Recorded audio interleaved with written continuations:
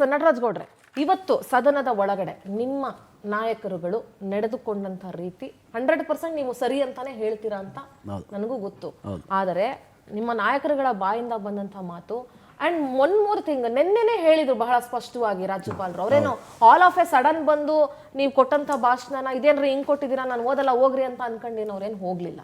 ನೆನ್ನೆನೆ ಬಹಳ ಸ್ಪಷ್ಟ, ಪ್ರಶ್ನೆ ಮುಗಿಸ್ಬಿಡ್ತೀನಿ. ನೆನ್ನೆನೆ ಬಹಳ ಸ್ಪಷ್ಟವಾಗಿ ಹೇಳಿದ್ರು, ನಿಮ್ಮ ಉನ್ನತ ಸಮಿತಿ ಏನಿತ್ತಲ್ಲ, ನಿಮ್ಮ ಕಾನೂನು ಮಿನಿಸ್ಟ್ರು ಮತ್ತು ಈ ರಾಜ್ಯದ ಕಾನೂನು ಸಚಿವರು ಮತ್ತು ಮುಖ್ಯಮಂತ್ರಿಗಳ ಕಾನೂನು ಸಲಹೆಗಾರರೆಲ್ಲ ಹೋಗಿ 1 ಗಂಟೆಗೂ ಹೆಚ್ಚು ತಾಸು ಮಾತಾಡಿದ್ರು, ಕನ್ವಿನ್ಸ್ ಮಾಡಿದ್ರು, ಹೆಂಗೋ ಅವರನ್ನ ಬರೋದಕ್ಕೆ ಒಪ್ಸಿದ್ರು. ಅವರು ಒಂದು ಸಲಹೆ ಕೊಟ್ಟಿದ್ದಾರೆ, ಅದನ್ನ ನಾವು ಮುಖ್ಯಮಂತ್ರಿಗಳ ಜೊತೆ ಚರ್ಚೆ ಮಾಡ್ತೀವಿ ಅಂತ ಎಚ್ ಕೆ ಪಾಟೀಲ್ರು ಹೇಳಿದ್ರು.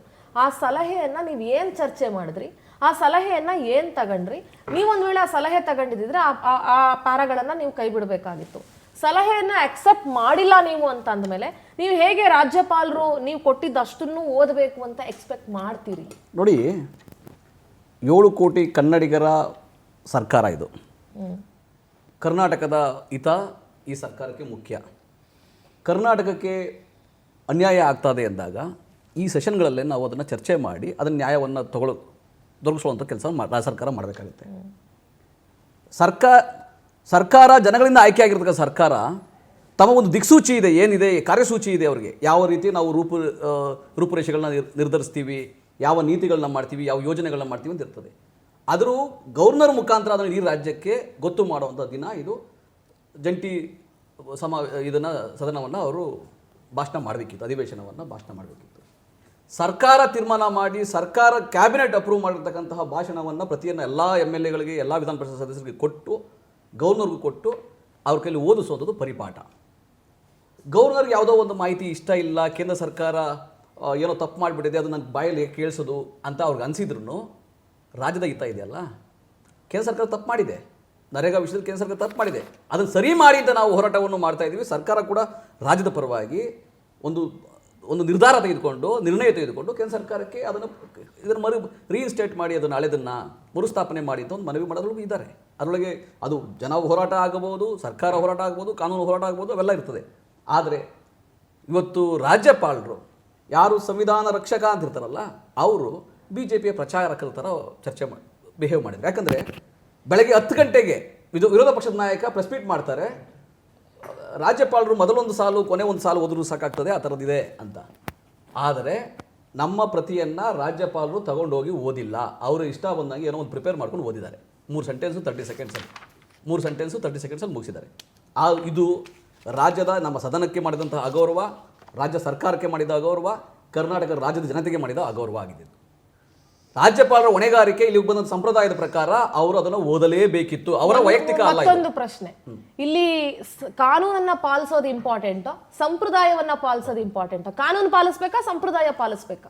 ಕಾನೂನು ಏನತ್ತೆ, ಸಂವಿಧಾನ ಈಗ ಮುಖ್ಯಮಂತ್ರಿಗಳ ಹೇಳೋ ಪ್ರಕಾರ ಕಲಂ 176, ಮುಖ್ಯಮಂತ್ರಿಗಳು ಹೇಳೋ ಪ್ರಕಾರ ಅವ್ರು ಕಾನೂನು ಪಂಡಿತರು, ಅವರು ಮುಖ್ಯ ಇರ್ಬೋದು. ರಾಜ್ಯಪಾಲರ ಹೊಣೆಗಾರಿಕೆ ಏನಂದ್ರೆ, ಸರ್ಕಾರ ತೀರ್ಮಾನ ಮಾಡಿರುವಂತಹ ಸಂಪುಟ ತೀರ್ಮಾನ ಮಾಡಿರತಕ್ಕಂತಹ ಮಾಹಿತಿಯನ್ನ ಜನತೆಗೆ ತಿಳಿಸೋದು, ಸದನದ ಮುಖ ತಿಳಿಸೋದು ಅವರ ಹೊಣೆಗಾರಿಕೆ, ಜವಾಬ್ದಾರಿ. ಅದರಿಂದ ಅವರು ಪಲಾಯನ ಮಾಡಿದ್ದಾರೆ. ಅವರು ಅದನ್ನ ಮಾಡಬೇಕಾಗಿತ್ತು. ಕಲಂ 176 ಮತ್ತು ಕಲಂ 163 ಪ್ರಕಾರ ಅವರ ಹೊಣೆಗಾರಿಕೆಯಿಂದ ಅವರು ಪಲಾಯನ ಮಾಡಿದ್ದಾರೆ. ಇದು ಜನತೆಗೆ ಕೊಟ್ಟ ಅಗೌರವ ಮತ್ತು ಸಂವಿಧಾನದ ಆಶಯಗಳಿಗೆ ಕೊಟ್ಟ ಅಗೌರವ ಆಗಿದೆ. ಸೊ ಹಾಗಾಗಿ ಕಾನೂನು ಜೊತೆ ಚರ್ಚೆ ಮಾಡಿ, ಪಂಡಿತರ ಜೊತೆ ಚರ್ಚೆ ಮಾಡಿ ಕೋರ್ಟ್ಗೂ ಹೋಗ್ತಾರೆ, ಮತ್ತೆ ಪ್ರೊಟೆಕ್ಷನ್ ಶುರು ಮಾಡ್ತಾರೆ. ಒಂದೇನಂದ್ರೆ ನೋಡಿ, ನಾವು ನರೇಗಾ ಚರ್ಚೆ ನಂತರ ಮಾಡೋಣ. ಅಲ್ಲಿ ಸಾಧಕ ಬಾಧಕಗಳು 60% 40%, ಆಮೇಲೆ ಗ್ರಾಮ ಪಂಚಾಯಿತಿಯ ಅಧಿಕಾರ ವಿಕೇಂದ್ರೀಕರಣವನ್ನ ಹೆಂಗೆ ಬುಲ್ಡೋಸ್ ಮಾಡ್ತಾ ಇದೆ ಕೇಂದ್ರ ಸರ್ಕಾರ, ಅವೆಲ್ಲ ಚರ್ಚೆ ಮಾಡ್ಬೋದು. ಆದರೆ ಇವತ್ತು ನಮ್ಮ ರಾಜ್ಯ ಸರ್ಕಾರ ಒಂದು ದಿಕ್ಸೂಚಿಯನ್ನು ಇಟ್ಕೊಂಡಿದೆ, ಒಂದು ಕಾರ್ಯಸೂಚಿ ಇಟ್ಕೊಂಡಿದೆ, ಜನತೆಯ ಅನುಕೂಲಕ್ಕಾಗಿ, 7 ಕೋಟಿ ಕನ್ನಡಿಗರ ಅನುಕೂಲಕ್ಕಾಗಿ. ಇದಕ್ಕೆ ಬಿಜೆಪಿ ಕೂಡ ಕೈ ಜೋಡಿಸಿ, ರಾಜ್ಯದ ಹಿತವನ್ನ ಕಾಪಾಡೋದರೊಳಗೆ ಬಿಜೆಪಿ ಕೂಡ ಕೈ ಜೋಡಿಸಿ ಇವತ್ತು ಜವಾಬ್ದಾರಿಯನ್ನು ಮೆರಿಬೇಕಾಯಿತು. ಆದರೆ ಬಿಜೆಪಿಯವರು ತಮ್ಮ ಜವಾಬ್ದಾರಿಯನ್ನ ಇವರು ಮರೆತಿದ್ದಾರೆ. ಇವತ್ತು ನೋಡಿ, ಬಿಜೆಪಿ ಮಾನ್ಯ ರಾಜ್ಯಪಾಲರನ್ನ ಬಿಜೆಪಿ ಕಾರ್ಯಕರ್ತರ ರೀತಿಯಲ್ಲೋ, ಲೋಕಭವನವನ್ನ ಬಿಜೆಪಿ ಕಚೇರಿ ರೀತಿಯಲ್ಲೋ ಪರಿಗಣಿಸಿ ಇವತ್ತು ಅವ್ರ ಕೈಲಿ ಈ ತರ ಆಟ ಆಡಿಸಿದ್ದಾರೆ. ಕೇಂದ್ರ ಸರ್ಕಾರ ತಮ್ಮ ತಪ್ಪನ್ನ, ಏನಲ್ಲಿ ಕೇಂದ್ರ ಸರ್ಕಾರ ನರೇಗಾವನ್ನ ರದ್ದು ಮಾಡಿ ಅಂತ ತಪ್ಪು ಮಾಡಿ, ತಿದ್ದುಪಡಿ ಮಾಡಿ ಅಂತ ತಪ್ಪು ಮಾಡಿದೆ, ಅದನ್ನ ಇವ್ರ ಕೈಲಿ ಹೇಳಿಸಬಾರದು ಅನ್ನೋ ಕಾರಣಕ್ಕಾಗಿ ಇವತ್ತು ಅವ್ರ ಕೈನಲ್ಲಿ ಪಲಾಯನ ಮಾಡಿಸಿದ್ದಾರೆ. ಇದು ಕೇಂದ್ರ ಸರ್ಕಾರ ಮಾಡಿರೋ ಹುನ್ನಾರ, ಬಿಜೆಪಿ ಮಾಡಿರೋ ಹುನ್ನಾರ, ಕರ್ನಾಟಕ ಜನತೆಗೆ ಇದು ಮಾಡ್ತಾ ಇರ್ತಕ್ಕಂಥ ಮೋಸ ಮತ್ತೆ ಅನ್ಯಾಯ. ಇದ್ರ ವಿರುದ್ಧ ಖಂಡಿತವಾಗಿ ಕಾನೂನು ಹೋರಾಟನೂ ಆಗಬೇಕು, ಜನ ಹೋರಾಟನೂ ಕೂಡ ಆಗಬೇಕು. ಯಾಕಂದ್ರೆ ರಾಜ್ಯದ ಹಿತ, ಜನತೆಯ ಹಿತ. ನೀವೇ ಅವಾಗಲೇ ಒಂದು ಮಾತು ಹೇಳ್ತಾ ಇದ್ರಿ, ಮೋರ್ ದ್ಯಾನ್ 50% ಮಹಿಳೆಯರು ಈ ಯೋಜನೆಯ ಫಲಾನುಭವಿಗಳಾಗ್ತಾರೆ. ಅವ್ರಿಗೆ ಅಧಿಕಾರ, ಅವ್ರು ಯಾವ ಕೆಲಸವನ್ನ ಮಾಡ್ಬೇಕಂತ ಅಲ್ಲಿನ ಗ್ರಾಮ ಪಂಚಾಯತಿ ತೀರ್ಮಾನ ಮಾಡಲ್ಲ. ಅಲ್ಲ, ಡೆಫಿನೆಟ್ಲಿ ಮನ್ರೇಗಾ ವಿಚಾರ ಬಂದಾಗ ಇದು ರಾಜ್ಯದ ಅನ್ಯಾಯ. ನಾನು ರಾಜ್ಯದ ಅನ್ಯಾಯ ಈ ವಿಷಯವನ್ನ ನಾವು ಅದ್ರಲ್ಲಿ ಮೆನ್ಷನ್ ಮಾಡಿದ್ರೆ ಅಲ್ಲಿಗೆ ಅಸಂವಿಧಾನಿಕ ಪದ ಇರಲಿಲ್ಲ, ಅಶ್ಲೀಲ ಪದ ಇರಲಿಲ್ಲ, ಅವ್ರಿಗೆ ಇಷ್ಟ ಆಗಲ್ಲ ಅನ್ನೋ ಪದಗಳನ್ನ ಅದ್ರೊಳಗೇನು ಅಸಂವಿಧಾನಿಕ ಪದ ಯಾವ್ದಾದ್ರು ಇದ್ರೆ ತೋರಿಸ್ಬಿಡಿ ನೀವು ಒಳಗೆ. ಹೌದು, ಕೆಲಸ ಅನ್ಯಾಯ ಮಾಡಿದ್ರೆ ಸ್ಪಷ್ಟ ಅದು. ನಿಮ್ಮ ಸರ್ಕಾರ ಕೇಂದ್ರದಲ್ಲಿದ್ದಾಗ ನೀವು ಯಾವ ರೀತಿ ರಾಜಭವನಗಳನ್ನ ಬಳಸ್ಕೊಂಡಿದ್ರಿ? ಈಗ ನೋಡಿ, ಆಗ ಎಷ್ಟು ಜನ ರಾಜ್ಯಪಾಲರು 2009ರಲ್ಲಿ ಸರ್ಕಾರ ಇಲ್ಲ ಕೇಳಿ, ಈಗ 2009 ಸಿಂಧೂರ್ ಅವರು 2009ರಲ್ಲಿ ಉಚಿತ ಮತ್ತೆ ಕಡ್ಡಾಯ ಶಿಕ್ಷಣ ಅಂತ ಒಂದು ಕಾಯ್ದೆ ತಗೊಂಡು ಬಂದ್ವಿ ನಾವು. ಉಚಿತ ಮತ್ತೆ ಕಡ್ಡಾಯ ಶಿಕ್ಷಣ ಕಾಯ್ದೆಯಿಂದ ಜನತೆಗೆ ಅನುಕೂಲ ಆಗ್ತಾ ಇತ್ತು, ನಷ್ಟ ಆಗ್ತಾ ಇತ್ತು? ಅನುಕೂಲ ಆಗ್ತಾ ಇತ್ತು. ಆದ್ರೆ ರಾಜ್ಯ ಸರ್ಕಾರ ಆಗಿದ್ದರಿಂದ ಬಿಜೆಪಿ ಸರ್ಕಾರ ಇಂಪ್ಲಿಮೆಂಟ್ ಮಾಡಿಲ್ಲ. ಅವಾಗ ರಾಜ್ಯಪಾಲರು ಇಂಟರ್ವ್ಯೂನ್ ಮಾಡ್ಬೇಕಾಗ್ಬಂತು. ಜನತೆ ಇಲ್ಲ ಅದನ್ನ ಅವಾಗ ಜನತೆ ಇಂಟರ್ವ್ಯೂನ್ ಆಗ್ಬೋದು. ನಾವ್ ಯಾವಾಗ ಇಂಟರ್ವ್ಯೂನ್ ಆದ್ವಿ, ನೀವು ಇಂಪ್ಲಿಮೆಂಟ್ ಮಾಡಿದ್ರೆ ಭಾರದ್ವಾಜ್ ಅವರು ಎಷ್ಟು ಓದಿದ್ರು? ಈಗ ನಾನು ಉದಾಹರಣೆ ನಿಮ್ಗೆ ಕೊಡ್ತಾ ಇದ್ದೀನಿ.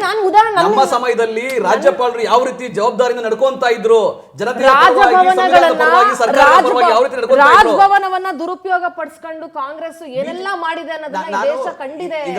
ನೀವು ನೋಡಿರ್ಬೋದು, ನಾನು ನೋಡಿದ್ದು, ನಾನು ಹೇಳ್ತಾ ಇದ್ದೀನಲ್ಲ, 2009ರ ಉಚಿತ ಮತ್ತು ಕಡ್ಡಾಯ ಶಿಕ್ಷಣದಲ್ಲಿ ರಾಜ್ಯಪಾಲರು ಯಾವ ರೀತಿ ನಡ್ಕೊಂಡ್ರು, ಯಾವ ರೀತಿ ಇಂಪ್ಲಿಮೆಂಟ್ ಮಾಡಿ ಜನತೆ, ಕರ್ನಾಟಕ ಜನತೆಗೆ ಅಂತ ರಾಜಭವನಗಳನ್ನ ಕೈಗೊಂಬೆ ಮಾಡ್ಕೊಂಡಿರುವಂತ ಅನೇಕ ಉದಾಹರಣೆಗಳನ್ನ ನಾವು ನೋಡಿದೀವಿ.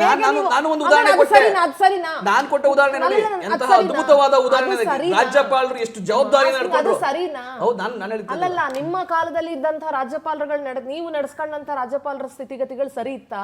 ನೋಡಿ, ಕೇಳಿ, ಇವತ್ತು ಮಾಡಿರೋದು ಸರಿನೇ. ಎರಡು ಉದಾಹರಣೆ ನಾನು ನಿಮ್ಗೆ ಕೊಡಬಲ್ಲೆ.